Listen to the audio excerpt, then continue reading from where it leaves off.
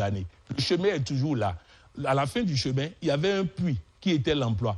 Maintenant, le puits a changé de place. Et on n'a rien dit aux jeunes qui continuent d'emprunter le même chemin. Il faut les aider à trouver ce que la science a déjà trouvé depuis des années et qui permet à tout jeune, non pas de chercher un emploi, mais de devenir celui qu'on vient chercher pour travailler. Bref, nous allons déployer ça dans les universités. Nous allons déployer au niveau des managers d'université la grammaire de l'université qui relève et qui révèle les compétences, les talents. Pourquoi?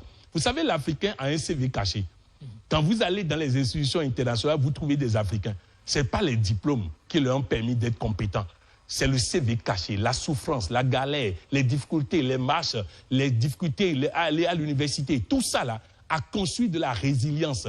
L'organisation dans les familles, tout ça a créé de la résilience. Il faut que nos universités puissent révéler cela. C'est ça que les universités venues d'ailleurs, les universités d'ailleurs, ont de plus que nous. Nous allons avoir des séances pour les enfants, pour leur permettre de développer la fierté africaine, avec des révélations sur les données scientifiques sur ce qu'est l'Afrique. La première université de l'humanité, c'est l'université de Sankoré, à Tombouctou au Mali. Les jeunes, les enfants ne savent pas. Ils ne savent pas que les 25 000 premiers diplômés sont diplômés de là-bas. Ils ne savent pas. Ils ne savent pas pourquoi depuis 30 ans, 30 et quelques ans, après sa mort, nous continuons de vivre les réalités de Thomas Sankara au Burkina. Il faut que les enfants comprennent tout ça. Donc, toutes les couches de la société seront prises en compte dans ces différents séminaires pour faire en sorte que chacun puisse avoir ce dont il faut, ce dont il a besoin pour réussir mieux dans ce qu'on lui a confié. Parce que vous êtes convaincu que dans notre façon donc de former la jeunesse, il y a quelque chose à changer? Oui, évidemment. Évidemment. Vous voyez aujourd'hui, un jeune est sur les réseaux sociaux en train de voir quelle est la tenue qui est à la mode. Qu'est-ce que quelqu'un a mangé aujourd'hui? Qu'est-ce que c'est ceci? Un jour, un jeune homme comme ça, que je connais, était sur les réseaux sociaux en train de s'amuser. Quand il tombe sur une vidéo et le coach lui dit, idiot, au lieu de chercher à faire quelque chose, tu es là à perdre ton temps sur les réseaux sociaux. Il n'y a personne dans ton quartier qui a des maisons à louer, qui a des voitures à vendre. Tu ne peux pas les voir, trouver des acheteurs, avoir ta commission. Il a commencé par faire ça. Après, il est rentré dans la vente d'ordinateurs. Aujourd'hui, il fait partie des plus riches de notre organisation. C'est pour vous dire, les jeunes ont besoin de comprendre qu'ils peuvent et qu'ils doivent retrousser les manches, qu'ils ont un CV caché, qu'ils doivent révéler pour réussir et faire réussir la nation. Oui.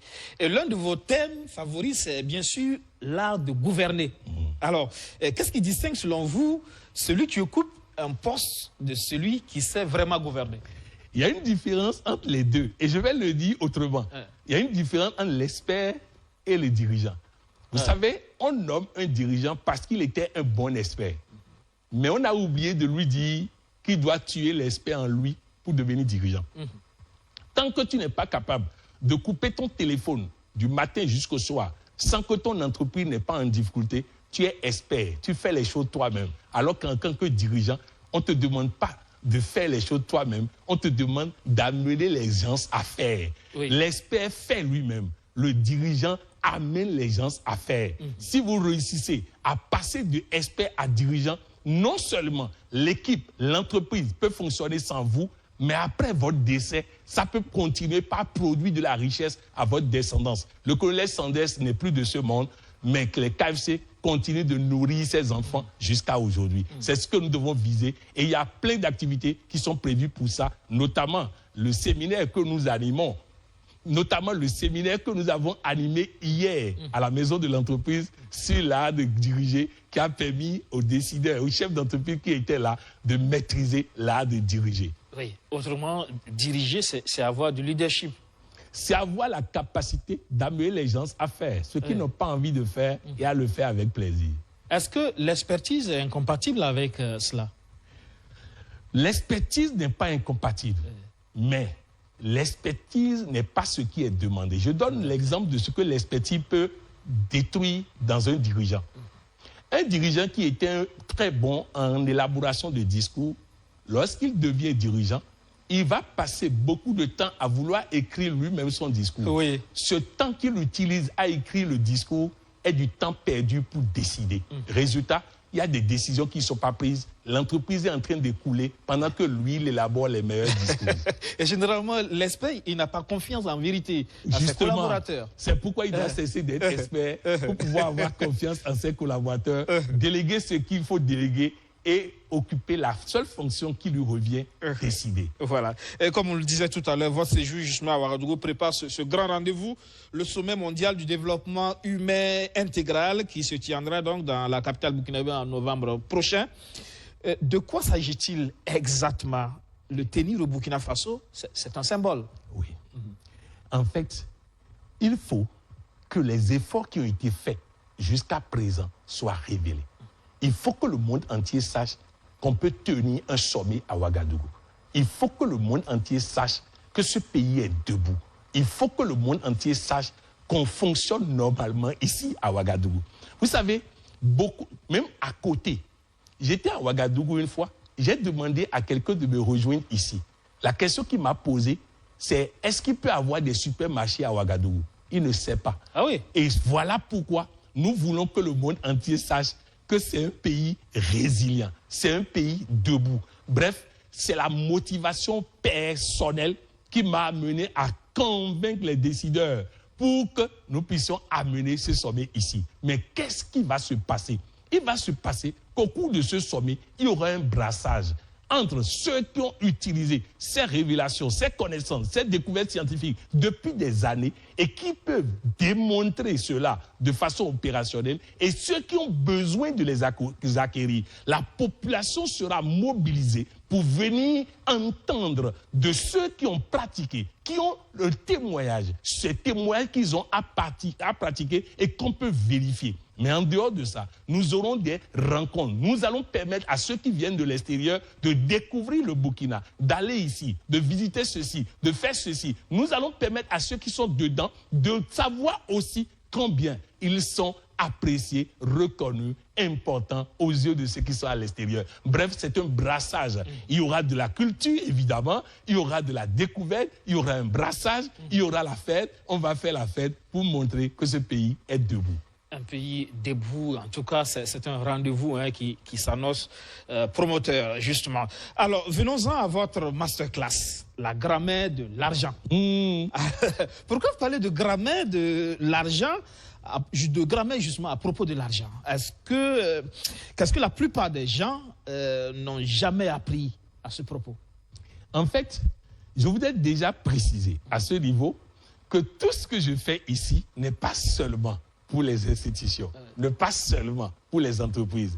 Le 2 prochain, le jeudi 2 prochain, à 17h30, à Azalaï, j'anime une grande conférence publique pour, on a prévu 700 places, sur la grammaire de la réussite intégrale. Je voudrais donc, à ce niveau, préciser que ce n'est pas seulement les institutions qui vont profiter de mon séjour, c'est toutes les couches, les personnes aussi. Donc, je donne rendez-vous à tous ceux. L'entrée est libre et gratuite. La sortie aussi est libre et gratuite. Nous, on a déjà fait notre part en rendant ce rendez-vous possible, en permettant aux uns et aux autres de pouvoir participer. J'invite les uns et les autres, la population, ceux qui nous suivent, d'inviter aussi les parents, les amis, les voisins, le public, à répondre à ce rendez-vous que nous allons avoir le jeudi 2 à 17h30, à l'hôtel Azalaï de Ouagadougou. Nous allons avoir cette grande conférence sur la grammaire de la réussite intégrale. Je parlerai donc des 9 dimensions du développement humain intégral. Concernant maintenant la masterclass, la masterclass sur la grammaire de l'argent est malheureusement en train de se dérouler au moment de cette émission. Donc, les uns et les autres ne pourront plus rattraper cela, mais ils pourront, lorsqu'ils seront aux différentes activités, avoir la possibilité d'avoir le livre sur la grammaire de l'argent, de l'acquérir et de développer. Par contre, le samedi prochain, dans l'après-midi, nous allons avoir la masterclass sur la masterclass des grands bâtisseurs. C'est à ce rendez-vous que je voudrais donc pouvoir convier les uns et les autres pour que nous passions un grand moment ensemble. La masterclass sur des grands bâtisseurs va au-delà de la grammaire de l'argent parce que ici, il s'agit d'intégrer l'essentiel de toutes les découvertes pour permettre à ceux qui sont déjà en processus de réussite de pouvoir accélérer. Nous avons fait en sorte que ceux qui vont participer aient deux possibilités. Il y a la participation simple qui permet d'avoir le dîner et la masterclass, mais il y a aussi la participation de deuxième catégorie qui permet d'avoir, en dehors du dîner, en dehors de la participation, un rendez-vous, une audience avec moi-même et un document, une feuille de route personnalisée que la personne peut déployer après. Je tenais donc à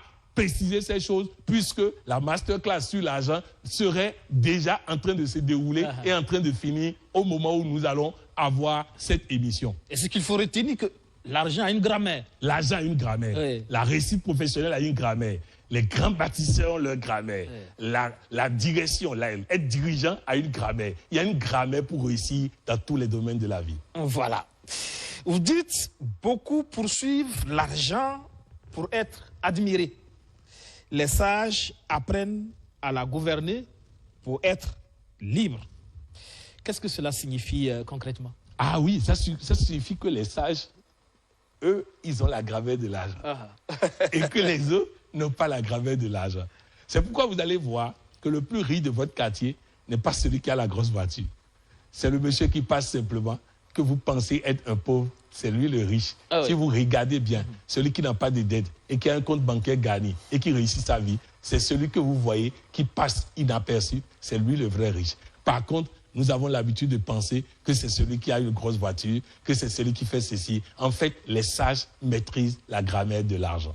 C'est une question de définition, la richesse. Ah oui, c'est une question de langage.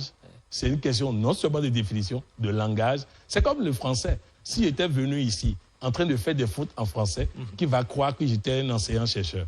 De la même manière, si vous parlez mal le langage de l'argent, l'argent vous reconnaît comme quelqu'un qui ne connaît pas son langage, qui ne connaît pas sa grammaire, et il fait de vous ce qu'il veut. Alors, pour que l'argent ne fasse pas de vous ce qu'il veut, il faut maîtriser la grammaire de l'argent. Ouais. Oui, professeur, vous êtes un trésor humain vivant, une source intarissable de savoir à transmettre. Hein. Malheureusement, le temps s'en va, nous sommes en fin d'émission. Les contacts pour vous joindre sont affichés à l'écran. Et un mot pour ceux qui s'apprêtent à vivre justement votre séjour en salle comme en ligne, hein, parce que c'est les deux options. Oui, c'est bien ça. Ils ont la possibilité de suivre en ligne sur mes pages, mais ils ont la possibilité de vivre des expériences vivantes et tangibles. C'est surtout ça qu'il faut vivre, hein, salle, oui. Directement. Oui. Déjà, le jeudi 2 juillet 2026, ne ratons pas le rendez-vous d'Azala est 17h30. Le retard n'est pas de mes habitudes. On démarrera à l'heure. Nous avons 700 places, mais vous savez que si les uns et les autres se mobilisent, il y aura du monde. La grammaire de la réussite intégrale.